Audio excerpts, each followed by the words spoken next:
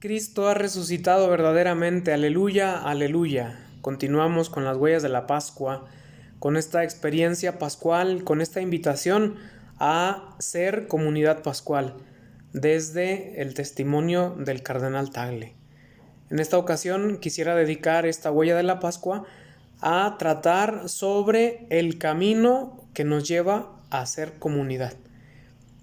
Junto con la experiencia del cardenal, pues ir delineando una serie de puntos que deberíamos como iglesia tratar de reflexionar y nunca olvidar, como lo recuerda el cardenal, una comunidad tiene en el trasfondo una palabra griega muy importante que es comunión, que viene de koinonia, que significa común. Nos reunimos por una creencia común, por una fe común, y al reunirnos el resucitado a todos, por esa creencia común, por esa fe, nos regala el Espíritu. Una comunidad es el grupo de personas que no solamente de una manera exterior se reúnen a compartir experiencias, digámoslo así, de tipo social, sino sobre todo experiencias íntimas, internas, experiencias del Espíritu. Cuando una comunidad tiene el espíritu del resucitado, entonces es verdaderamente comunidad pascual. Hay muchas veces que en nuestras comunidades, muchos de los que integran nuestras comunidades no son dóciles al espíritu del resucitado y no se han dejado llenar por ese regalo del resucitado. No tienen al espíritu. Por tanto, como decía la Madre Teresa de Calcuta, nadie da a los demás lo que no tienes. Si no tienes al espíritu del resucitado, no vas a manejar, no vas a trabajar y no vas a vivir con la lógica de la Pascua. Tener el espíritu del resucitado es, en el fondo, asegurar que nuestra vida va a buscar ser comunitaria, no aislada, no individualista, no egoísta. El Espíritu Santo es el que se encarga de ir haciendo comunidad en la iglesia. Pues con este regalo del resucitado nos adentramos en esas características que el cardenal Tagle nos propone como reflexión para ir haciendo un camino que cree comunidad. Como primer aspecto de este camino para crear comunidad está el compartir. Compartir que refleja tener de nuestra parte una responsabilidad mutua. Cuando uno comparte con los demás, entonces deja de lado la indiferencia y además se pone precisamente a entregar lo más íntimo que tiene al otro, ¿no? Es verdad, dice el cardenal Tagle, que lo más importante que un cristiano, que un católico puede compartir no es precisamente el compartir los bienes, sino sobre todo compartir la fe, compartir el espíritu que lleva dentro. En el momento presente, nos recuerda muy atinadamente el cardenal Tagle, en el momento presente hay muchas personas que no tienen paz en el corazón y que llevan su cabeza con muchas preocupaciones, con una carga muy fuerte bajo sus hombros, ¿no? Y lo que buscan no es tanto una ayuda material, sino el encontrar verdaderamente esa paz que van buscando, ¿no? Recordemos los relatos de los Hechos de los Apóstoles. Ese don del Espíritu del resucitado trae la paz a los apóstoles. El resucitado, cuando se aparece en Pentecostés a los apóstoles, les dice: la paz les doy. La paz es también fruto del compartir verdadero en el Espíritu.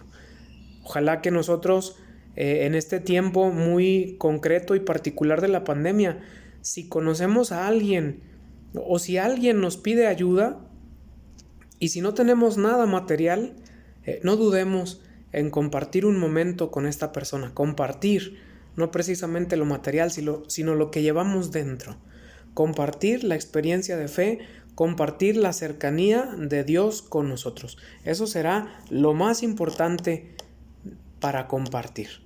Junto al compartir, orar. Una comunidad que ora es una comunidad que asegura tener en su corazón y en su mente el espíritu del resucitado y entonces moverse en sintonía, en una dinámica armónica que pues de verdad nos hará poner nuestro corazón al ritmo del corazón de Dios. Un corazón que ama siempre, un corazón que nunca se cierra en sí mismo, sino que siempre está dispuesto a salir de sí para darse siempre a los demás. Orar, pero orar como Jesús, como nos enseña el testimonio de la primera comunidad. Orar siempre, pero orar como Jesús va a ser lo más importante. Orar como Jesús y aprender de Jesús. Sobre todo, orar con esa lógica de hijos e hijas. Los que estudian, y nos lo recuerda el cardenal Tagle, los que estudian la Biblia, estos eruditos en la palabra de Dios, han llegado a la conclusión de que una de las palabras que Jesús dijo, sin duda, que fue pronunciada así tal cual, con toda la certeza de la historicidad y de la ciencia, Jesús segurísimamente en su oración dijo Padre nuestro. Invocó a Dios como Padre y se sintió seguro en esa invocación. Y Jesús nos enseña también a nosotros a que en un tiempo como este no olvidemos que debemos orar con la lógica de los hijos y de las hijas de Dios. Ser hijo y pedirle al Padre, sobre todo, que nos dé su seguridad. Yo creo que todos podremos recordar cuando de pequeños nos portábamos mal o hacíamos algo mal o teníamos algún miedo, alguna dificultad, alguna necesidad. Un abrazo del Padre lo remediaba todo. Pues también así podemos hacer nosotros con Dios. Rezar como Jesús en la lógica de hijos, eso también asegura que seamos comunidad. Y junto al rezar, el partir el pan. La comunidad de los Hechos de los Apóstoles se conoce como una comunidad eucarística, una comunidad que celebra la Eucaristía y que al celebrar la Eucaristía, pues también ama y lleva en el corazón y en la mente a todas esas personas con las que ha convivido, con las que ha compartido, ¿no? La Eucaristía, la oración más perfecta de todas, en donde nos encontramos con el Señor Jesús, pues también crea comunidad. Y cuando podamos celebrar, vivir la Eucaristía, llevar en el corazón nuestras intenciones y sobre todo los rostros de las personas que sufren. Y pedirle a Jesús y saber que en ese momento nuestra oración está llegando directamente con Dios. La Eucaristía, la oración más perfecta de todas. La oración que crea comunidad, que nos aleja de la indiferencia total, que evita esa lógica de la globalización, que no quiere ver rostros concretos, sufrientes, sino solamente masas. La Eucaristía siempre nos pone delante la realidad sufriente de las personas más pobres, más necesitadas, más afectadas. Y por qué no, la realidad de las personas que están más cerca de nosotros. La Eucaristía es para decirle a Jesús que también nos enseñe a entregar la vida como Él, a ayudar y a amar a todos hasta el final. Junto a esto, otro rasgo que va creando comunidad, es el deseo de siempre aprender. Aprender es algo muy importante para una comunidad. Los apóstoles intentaron interpretar esto que había hecho Jesús en el Evangelio y lo intentaron acoplar a su momento histórico y siempre buscaron un aprendizaje puntual y concreto. Nosotros yo creo que también debemos estar abiertos a aprender y saber que el aprender se hace sola y únicamente en comunidad. Aprendemos con los otros, cuando estamos con los otros, aprendemos y sobre todo aprendemos las cosas buenas, todos los valores, las virtudes, todas las enseñanzas que humanizan, las aprendemos en comunidad. Claro está que solos pues pudiéramos aprender cosas negativas, pero en el fondo tampoco lo negativo lo aprendemos solos.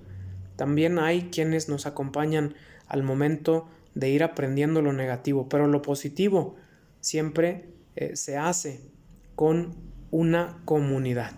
Ojalá que en la iglesia podamos ser pues también signo y presencia de un aprendizaje siempre nuevo, siempre aprender, siempre ponernos a la disposición de los demás, siempre enseñar a los demás. Junto a este aprender, curar con el Espíritu.